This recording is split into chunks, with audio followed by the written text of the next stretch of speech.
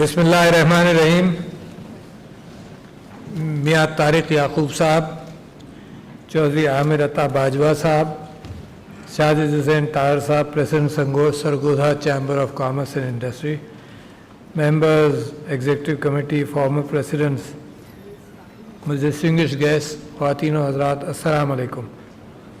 सबसे पहले मैं मुबारकबाद देना चाहता हूँ जिन लोगों को शील्ड्स मिली आपकी एहसन कारकर्दगी के हवाले से, क्योंकि ये एक रिकग्निशन है जो आपकी कम्युनिटी और ऐवान सदर इस बात को समझते हुए कि ये रिकग्निशन बेइंतहा ज़रूरी है ताकि और लोग उस चीज़ की और उस तरफ आएँ, एस्पायर करें जो आप लोगों ने की।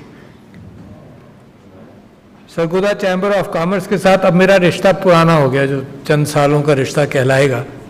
तो पुराना हो गया क्योंकि यहाँ पर किनू की एग्ज़िबिशंस भी हुई, एक्सपोर्ट्स के हवाले से गुफ्तगू भी हुई, और आपने जिस बात का ज़िक्र किया कि क्या क्या आपके यहाँ वैल्यूबल सरगोधा में बनती हैं, और आप सिर्फ एक्सपोर्ट नहीं, देखो इंडस्ट्री का एक बहुत बड़ा काम ये है कि लोकल कम्युनिटी को भी सर्विस करते हैं। यानी जितना आप किनू या प्रोडक्ट करते होंगे सिट्रस फ्रूट्स का, मुझे अंदाज़ा नहीं, मगर उस जो एक्सपोर्ट करते हैं उससे कहीं ज़्यादा बड़ी परसेंटेज है लोकल कंजम्पशन की। तो लिहाजा कोई इंडस्ट्री, ये तो हमारी अब ज़रूरत बन गई है कि हर चीज़ ये अपना माली बाहर भेज दो, अपने आप को भेज दो, अपने डॉक्टर्स भेज दो, अपने इंजीनियर्स भेज दो, अपनी सारी अक़ल बाहर भेज दो, हैं, और वो अक़ल दुनिया ख़रीदने के लिए आपसे हर वक्त तैयार है। तो export is not the primary direction, ये इस वक्त की ज़रूरत है। तो लिहाजा सारी हुकूमतें इनकरेज भी करती हैं, मगर ये सिर्फ आपके रिसोर्सेज का ड्रेन भी है और आपके रिसोर्सेज दोनों हैं। यहाँ आप में मुकर्रीन में से किसी ने कहा कि जी मुल्क तरक्की करता है कुदरती वसाइल के साथ। यकीनन ये बात दुरुस्त है, मगर असल में मुल्क तरक्की करता है जहनी वसाइल से। बहुत सारे ममालिक हैं कुदरती वसाइल बड़े थे, लूटे गए। नाइजीरिया इतना तेल था मगर इतना करप्शन था जो उसके बराबर ही था। तो असल में फेलियर क्या हुआ बाज़ ममालिक का, वो ये हुआ कि लीडरशिप अच्छी नहीं, और लीडरशिप अच्छी नहीं तो जेवर चोरी हो जाएगा। घर में आप चौकीदारी नहीं करेंगे तो चोरी हो जाएगा, और सिर्फ इसी बात पर भरोसा करें कि जी अब तेल निकल आए तो हमारी तरक्की हो जाए। जब आपके सिस्टम के अंदर सुराख हैं तो छन्नी के अंदर अगर आप सारे ज़खायर जमा करने जाएं तो छन्नी में तो सुराख ही सुराख हैं, जमा ही नहीं होंगे। वो किसी जिन भूत को किसी ने लंबे भगाया तो उसने कहा कि ये छन्नी ले जाओ और इसमें पानी भर कर ले आओ, तो वो जिन भूत भी हम बन जाएंगे कि हमारे यहाँ हम कोशिशें करते रहें, वसाइल पैदा करते रहें, मगर हमारे यहाँ वो सिस्टम सही नहीं। जब सिस्टम सही नहीं तो एवरीथिंग विल फेल। पिछले दिनों कोरिया के एक बड़ा तिजारती डेलीगेशन आया, नहीं कोरिया के एम्बेसडर आए, तो उन्होंने तारीफ़ की कि जी हमारी इकॉनमी के ऊपर तो पाकिस्तान का बहुत बड़ा असर है, और उन्होंने डॉक्टर महबूबुल हक का नाम लिया जो पाकिस्तान के इकोनॉमिस्ट थे, और जीडीपी से हटकर ह्यूमन प्रोडक्टिव डेवलपमेंट के इंडेक्सेस भी उन्होंने बनाए, और दूसरे मुल्कों ने उनकी नसीहत ली और हमने नसीहत नहीं ली। तो लिहाजा मैं ये समझता हूँ कि आपसे जब ताजिरों से मैं बात करता हूँ तो कभी कभी इस बात का भी आप जिक्र करते हैं कि हुकूमत का ताउन हो तो आप मज़ीद बेहतरी पैदा करेंगे। यकीनन मतलब ताजिर तो पानी की तरह होता था ना, कि जैसे पानी रास्ते तलाश करती है, ताजिर ने सदियों अपना रास्ता खुद तलाश किया। ताजिर ने बहाव देखा, ताजिर को पता चला कि नमक यहाँ है, तो यूरोप नमक जब गया तो बड़ा उसका जिक्र हुआ जनाब। जो लोग मशरिक घूमते थे, उन्होंने अपनी सवाने हयात वगैरह में लिखा कि नमक जैसी अच्छी चीज़ है जो बड़ी मज़ेदार है और टेस्ट में अच्छी है, वो वहाँ मिलती है और वहाँ मिलती है। सिल्क यहाँ से गया, सो बहुत सारी चीज़ें गई। तो ताजिर अपना रास्ता खुद भी तलाश करता था। ये यकीनन मैं इस बात से इनकारी नहीं हूँ कि हुकूमत वो रास्तों का तयन करे जिस पर आप चलें, इससे मैं इनकारी नहीं हूँ। मगर अगर वो रास्ते नहीं हैं तो पाकिस्तान का ताजिर खुद भी रास्ते तैयार करता है। जब इंडिया यूनाइटेड था तो हिंदू बनिए के मुतालिक मशहूर था कि वो कहीं भी चला जाए वो अपने रास्ते बनाता है, और ये टेंडेंसी कीनिया, युगांडा, और अगर आप वहाँ जाएं तो वहाँ पर भी इंडो पाकिस्तान के बहुत सारे ताजिर वहाँ गए, अपने रास्ते बनाए, नया धंधा शुरू किया। तो लिहाजा मैं आपकी इनोवेटिव जो जहन है उसको फिर भी पुश करना चाहता हूँ। मैं इससे बिल्कुल हटकर एक जगह का आपको एक ग्रुप की मिसाल दूँ कि सॉफ्टवेयर इंडस्ट्री के अंदर लोगों ने, प्राइम मिनिस्टर जो साबका प्राइम मिनिस्टर थे अभी एक महीना पहले, उन्होंने असेंबली में ये कहा कि हमारा सॉफ्टवेयर जो फ्रीलांसर्स हैं वो दुनिया में दूसरे नंबर पर है, और जो इससे 2 मिनिस्टर पहले प्राइम मिनिस्टर थे उनका कहना ये था कि चौथे नंबर पर या 5वें नंबर पर हैं। अच्छा, इसमें हुकूमत का कोई हाथ नहीं है। मैंने सॉफ्टवेयर फ्रीलांसर्स को ये कहा, ये आपने हुकूमत के बावजूद किया है। क्यों? इस वजह से, और इसको आप समझ लीजिए, आप जानते हैं मैं सिर्फ निशानदही कर रहा हूं बातों की, कोई बात इस पोडियम से ऐसी नहीं होगी जो बिल्कुल नहीं हो, सिर्फ मैं प्रायोरिटीज बता रहा हूं अपने जहन की और आप तक पहुंचा रहा हूं।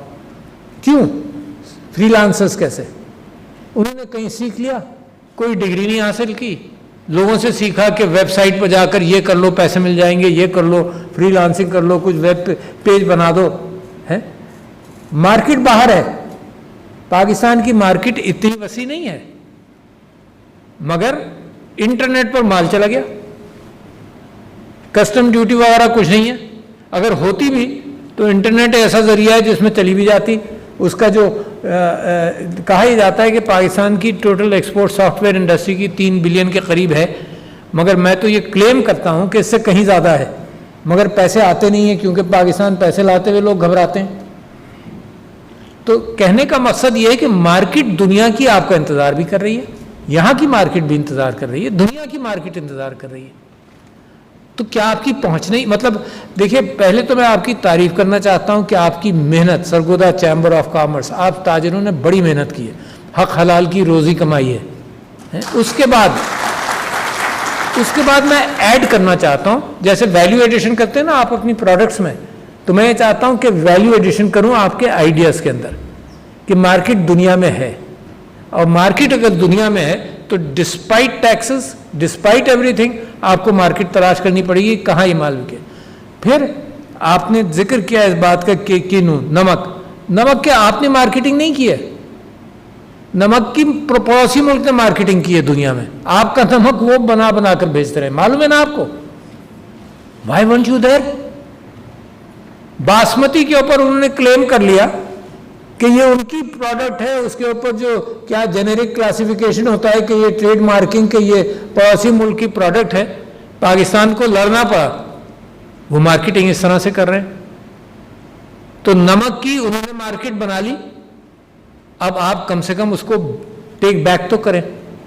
सबसे ज़्यादा नमक की माइन सबसे बड़ी आपके यहाँ है। इसी तरह से आपने ये सुना होगा, ख़वातीन यहाँ बैठी हुई हैं, बड़ी बैग्स की बड़ी शौकीन होती हैं। अच्छा, वो बैग लाखों में बिकते हैं, मैं तो बेहोश हो जाता हूँ सुनकर उनकी कीमतें। अच्छा, और अगर उस बैग की असल वैल्यू देखें तो हज़ारों में होगी, मगर लाखों में बिकते, करोड़ों में बिकते है। क्या मामला ये है कि ब्रांड वैल्यू बना दी जाती है, वैल्यू एडिशन कर दी गई, डिज़ाइनर लेबल आ गया। तो जगह सरगोदा की ज्वेलरी के मैंने अवार्ड दिया अभी, तो jewellery is a manner of brand development. आप सोने की गुठलियों से सुनार की मेहनत के साथ आप डिज़ाइन बनाते हैं और आप बेचते हैं, वैल्यू एडिशन होता है, यकीनन होता है, कुछ सुनार को देते हैं, कुछ आप रखते हैं वगैरह वगैरह, मगर दुनिया के अंदर ये 50 गुना, 100 गुना, 1000 गुना ज़्यादा वैल्यू से बिकती है अगर आप डिज़ाइनर ज्वेलरी बनाने के काबिल हो जाए। तो लिहाजा ये कोलैबोरेशंस की आपको ज़रूरत है। वैल्यू एडिशन इन्हीं चीज़ों का नाम है। वैल्यू एडिशन सिर्फ अकल से अनोखी चीज़ों का नाम है। एक और वैल्यू एडिशन मेरे जहन में, आपके साथ बैठा तकरीर सुन रहा था तो एक और वैल्यू एडिशन मेरे जहन में आई कि इस वक्त जिस चीज़ का फैशन चल रहा हो ना, उस ट्रेन पर अगर आदमी सवार हो तो उसको पकड़ सकता है। इस वक्त ऑर्गेनिक फूड्स का एक फैशन है और बढ़ेगा। दुनिया के अंदर जो एनवायरमेंटल चेंज आ रही है इकोलॉजी के हवाले से और एनवायरनमेंट के एतबार से,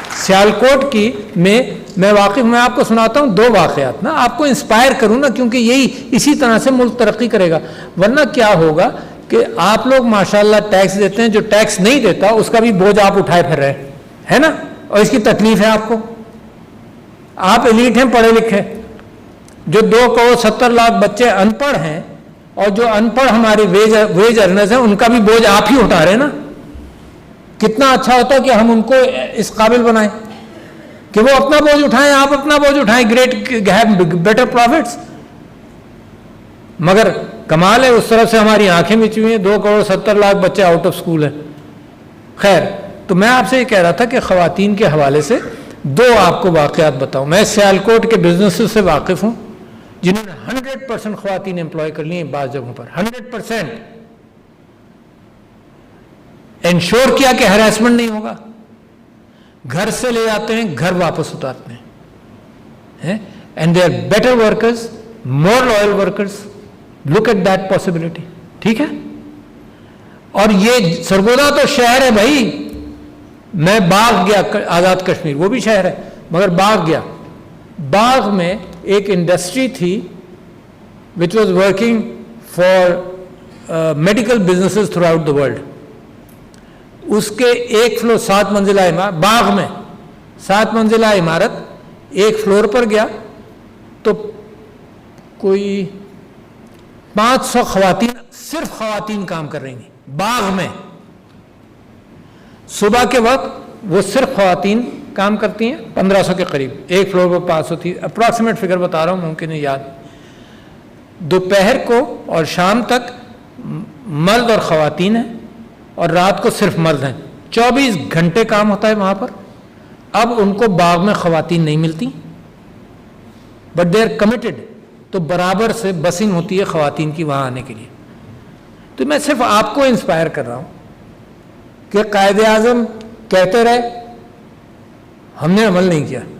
मेरे नबी सल्लल्लाहु अलैहि वसल्लम ने कहा, हमने अमल नहीं किया। विरासत में भी नहीं देते हम, बड़ी मुश्किल से खींचना पड़ता है। ये ख़वातीन को आप सब मजबूर करते हैं कि वो मोहब्बत में आपको अपनी जायदाद वफ़ कर दें। बहुत कम मैंने देखा है कि भाई वफ़ कर रहे हो जायदाद अपनी बहनों को, हैं, ये भी कम नज़र आता है। तो लिहाजा देखो, ये कल्चरल रुकावटें हैं आपके जहनों में। तो मैं तो आपकी बच्चियों से बात शुरू कर रहा हूँ ताकि दूसरे घर की बात ही ना हो। अपनी बच्चियों को अपने कारोबार में एम्प्लॉय करें और उसका इनपुट बढ़ाते चले जाएं। तो अगले साल कम से कम जो लोग आपके मेरे नबी सल्लल्लाहु अलैहि वसल्लम की बातों से यकीनन सभी मुत्तफ़िक़ होंगे, और जो आपको इंस्पायर कर रही हों कायदे आज़म की बात से, प्लीज़ ट्राई दिस एक्सपेरिमेंट कि अपने गोल्स के अंदर, अपनी इंडस्ट्री के अंदर increase the employment of women. और एक और चीज़ का, मेरी बीवी सामने बैठी हैं, वो खफा हो जाएंगी मैं जिक्र ना करूँ, कि कानूनन 4% डिसेबल्ड लोगों को आपको एम्प्लॉय करना है, कानूनन। अच्छा, कानून की गिरफ्त अगर बढ़ा देंगे तो आप जानते हैं कानून की गिरफ्त कैसे फिर काम करती है। फिर जहाँ 10% भी होंगे उनसे भी रिश्वत ले लेंगे वो। तो कानूनन 4% है पंजाब में, है, लिहाजा इसके ऊपर आप तवज्जो दें। और कानून ये कहता है कि अगर आप नहीं एम्प्लॉय कर रहे तो उसका टैक्स दें। The pay you would have given to a person with disability, उतनी पे गवर्नमेंट को टैक्स दें। अच्छा, ये क्या मैं आपसे कह रहा हूँ ना, मैंने एक तकरीर की थी पिछले दिनों कि मेरे नबी सल्लल्लाहु अलैहि वसल्लम ने 2 काम किए पहले और 2 काम किए नबूवत से पहले, और 2 काम, वही 2 काम नबूवत के बाद किए। रियासत सिर्फ इसलिए वजूद में आई कि भाई अब इतने लोग वही काम कर रहे हैं तो रियासत उसको ऑर्गेनाइज करा दे। वो काम क्या था? एक तो हमेशा इंसाफ दिया उन्होंने, हमेशा। वो बस्ती, वो दुनिया, वो मुल्क जहाँ इंसाफ ना मिले ना, तो फिर अल्लाह की बरकतें खिंच जाएंगी। मुमकिन है आपकी तरफ से भी अल्लाह की बरकतें खिंचे, क्योंकि कौम जवाब दे ना। दूसरा उन्होंने काम किया कि जो पिसा हुआ तबका था उसको उठाया, सबसे पहले ख़वातीन को। क्यों? क्योंकि वो जिंदा दफनाई जाती नहीं। याद है आपको? तारीख तो पढ़ी है ना आपने ये इस्लाम की। उसको उठाया और यही काम वो बाद में करते रहे, और यही इंस्पायर किया खुलाफाए राशिदीन, यही काम करते रहे। रियासत और कानून ये सब अहमियत रखती थी उनकी प्रैक्टिस से। तो मैं आपसे ये कह रहा हूँ कि पिसे हुए तबके को उठाना, बरकत आएगी। लोग कहते हैं ना कि जी हम ज़कात जो देता है वो क्लेम करता है कि अल्लाह बरकत डालता है मेरे कारोबार में। और जब से मैंने ज़कात पूरी देनी शुरू की तो अल्लाह ने यह बरकत दी। फिर जो लोग सूद छोड़ना चाहते हैं वो ये कहते हैं कि जब से मैंने सूद छोड़ा है तो अल्लाह ने मेरे कारोबार में ये बरकत डाली। तो मैं आपसे वादा करता हूँ कि आप पिसे हुए तबके को उठाएं तो अल्लाह बरकत डालेगा। This is not something you are doing an एहसान ऑन वुमन। ये ऐसी चीज़ भी नहीं है कि आप एहसान कर रहे हैं वो किसी पर्सन विद डिसेबिलिटी पर, क्योंकि अल्लाह का हुक्म है कुरान के अंदर मेरे नबी के लिए कि तुमने इस आदमी को इग्नोर किया जो नाबीना था, at the cost of an elite person sitting next to you. मुमकिन है उसको तुम्हें कोई ऐसी बात बताता जो तुम्हारे लिए अच्छी होती। तो अल्लाह तो कुरान के अंदर मेरे नबी को हिदायत करता है। आपके लिए तो ये पक्की लकीर होनी चाहिए ज़िंदगी की कि पर्सन विद डिसेबिलिटीज माशरे की जिम्मेदारी हैं। और आपको मालूम है कितने पाकिस्तान में 10% of the population is considered person with disabilities. तो दूसरी बात हो गई आपके साथ। और फिर मैं आपसे ये कहना चाहता हूँ, एक शिकायत करना चाहता हूँ कि यार आपके पास सारा इल्म है कि कितना आज स्टॉक मार्केट कहाँ चली गई, आज डॉलर कहाँ चला गया, है ना, सब जानते हैं ना डॉलर किधर गया आज, है स्टॉक मार्केट ये हो रहा है वो हो रहा है। यार इस बात की भी फिक्र करो कि अब आप ये कह रहे हैं कि हुकूमत को लोन्स दे, और आपसे मैं ये कहना चाहता हूँ, मेरी बीवी यहाँ बैठी है, हम पिछले 3 साल से इस बात के गवाह हैं कि हुकूमत ने ख़वातीन के लिए लोन्स मुख्तस किए। स्टेट बैंक का गवर्नर मुझसे कहता रहा कि 5% ख़वातीन भी नहीं आई। अच्छा, जिम्मेदारी किसकी थी? ख़वातीन की नहीं थी, आप लोगों की थी जो हर चीज़ पर पल्स पर हाथ रखते हैं, कारोबारी पल्स पर हाथ रखते हैं ना। अभी आप कह रहे हैं कि जी हुकूमत लोन्स दे, वो लोन्स 2% पर थे। क्या हुआ? आपको इल्म था? यहां कह कहकर भी हम थक गए। बैंकों ने यह कहा कि भाई फीजिबिलिटी रिपोर्ट भी मत दें, आए सिर्फ कहें कि हमें लोन चाहिए, हम एक फैशन हाउस बनाना चाहते हैं, हम ये करना चाहते हैं, हम ये करना चाहते हैं, आए हमने चार्टर्ड अकाउंटेंट रखे हुए, वो फीजिबिलिटी बनाएंगे। तो मेरे भाई हम सब सोते रह गए क्या? तो जब बैंक ने दरवाजा खोला, हुकूमत ने दरवाजा न खोला, वी वर स्लीपिंग, जब वो दरवाजे बंद हो गए तो अब हम कहते हैं कि भाई क्या ख्वातीन को कुछ पैसे दें, आप लोन्स दें, हैं? तो बहुत सारे लोगों ने ये भी किया कि ख़वातीन को इन्वॉल्व किया और लोन लिया। तो दैट इज़ ऑल्सो गुड कि ख़वातीन कम से कम कारोबार में शराकत हुई और उनके साथ काम चला। तो मैं आपके सामने ये सारी गुफ्तगू इसलिए करना चाहता था कि आपको मोटिवेट करूं, सिर्फ इस माना करके कि तरक्की के लिए रुकावटें जितनी भी हों, ताजर तिजारत पानी की तरह होता है, रास्ता बंद होगा फिर भी पानी आएगा, फिर भी पानी निकलेगा। तिजारत बैन होगी, लोग स्मगल करते हैं, आप वाकिफ है ना, पाकिस्तान की इकॉनमी में लोग कहते हैं कि 50% स्मगल होता है। आप तिजारत की आसानियां तलाश करते हैं, यहाँ 50% स्मगलिंग भी हो रही है। कोई ना कोई ताजर अपने रास्ते तलाश किए हुए। तो मैं नहीं कह रहा हूं कि आप स्मगलिंग करें, खुदा ना खास्ता, कह रहा हूं स्मगलिंग ईवल है, स्मगलिंग से दूर है, मगर ये कि मैं सिर्फ ये कह रहा हूं कि गुड्स बनाएंगे, वैल्यू एडिशन करेंगे, दुनिया में बिकेंगी, कोई वजह नहीं कि नहीं बिके। और हुकूमत का इंतजार मत कीजिए, छोड़ दीजिए, अब इस फ्रेमवर्क से निकल जाइए, खुद करना है हमने सारा काम। इंशाअल्लाह ये मईशत हमारी बेहतर होगी, हुकूमत जिम्मेदारियां ये उठा लेगी, मगर खुद काम करना है, डिप्राइव्ड क्लासेस को उठाना है, और इंशाअल्लाह तरक्की के रास्ते आपके लिए रुकेंगे नहीं। बहुत शुक्रिया।